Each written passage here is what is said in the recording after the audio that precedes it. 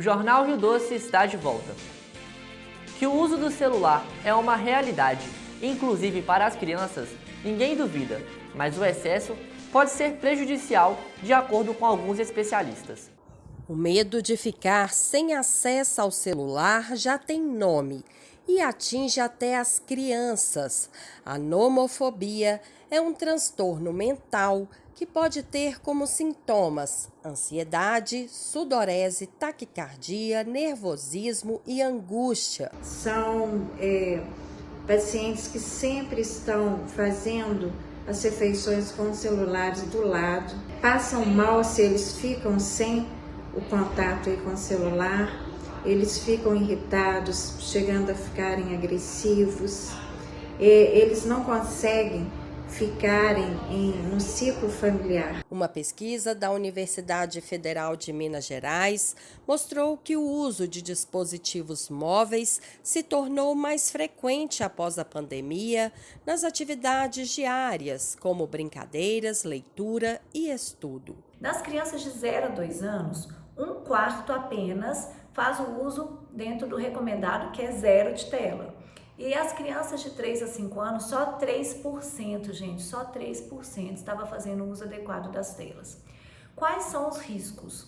Os riscos são atraso de desenvolvimento, atraso de fala, déficit na socialização, problemas do sono, porque a luz da tela ela realmente interfere na produção de melatonina, dificuldades de aprendizagem a curto, médio e longo prazo, comportamentos de agressividade, de desobediência.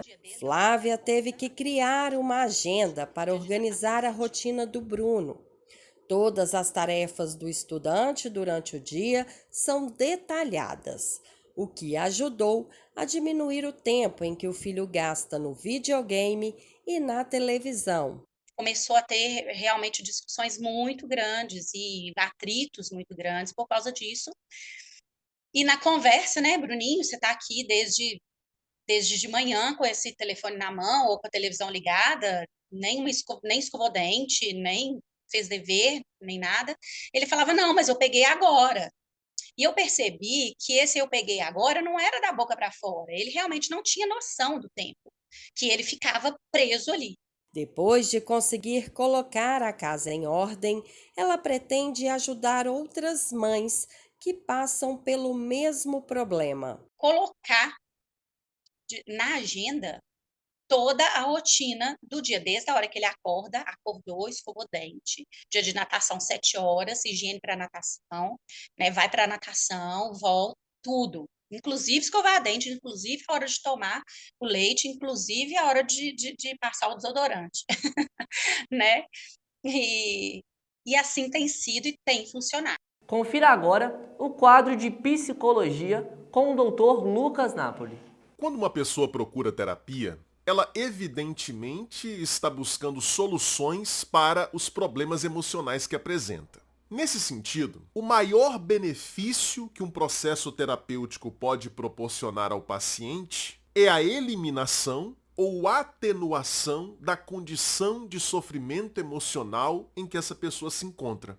Por outro lado, durante o desenrolar do tratamento, o paciente tem a oportunidade de desenvolver uma série de habilidades que são, em si mesmas, benéficas para a sua saúde mental. A gente pode dizer que essas habilidades são efeitos colaterais da passagem por um processo terapêutico.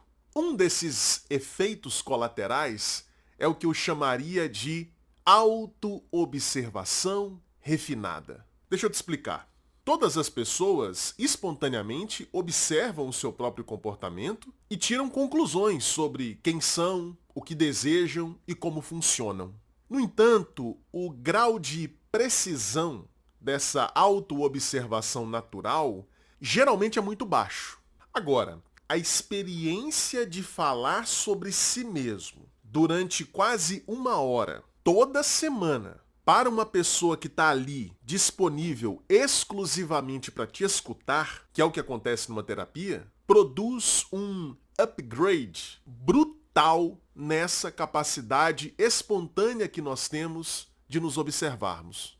Depois de entrar num processo terapêutico, Você começa a enxergar certos padrões de funcionamento que anteriormente passavam completamente despercebidos. E isso acontece basicamente por duas razões. A primeira é que, ao ter que falar de si mesmo semanalmente, você inevitavelmente se torna mais atento aos próprios comportamentos e à maneira como você reage às situações. A segunda razão é que toda a terapia leva o paciente a questionar o modo como habitualmente se percebe. Dessa forma, a terapia leva o paciente a considerar outras dimensões da sua conduta que outrora eram completamente menosprezadas. Eu vou te dar um exemplo. Graças ao aperfeiçoamento da sua capacidade de autoobservação obtida no processo terapêutico, o paciente Marcelo tomou consciência de que, de maneira muito sutil, ele provoca o ciúme da sua namorada.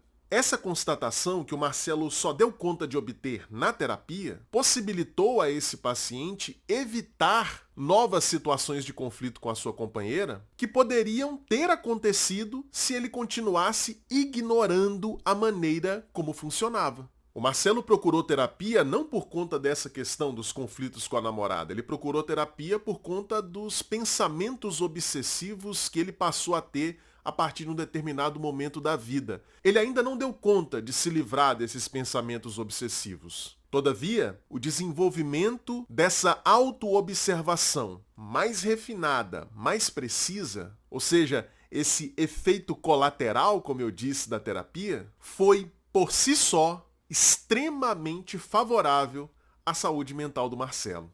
E a edição do Jornal Rio Doce de hoje vai ficando por aqui. Uma boa noite para você e até amanhã.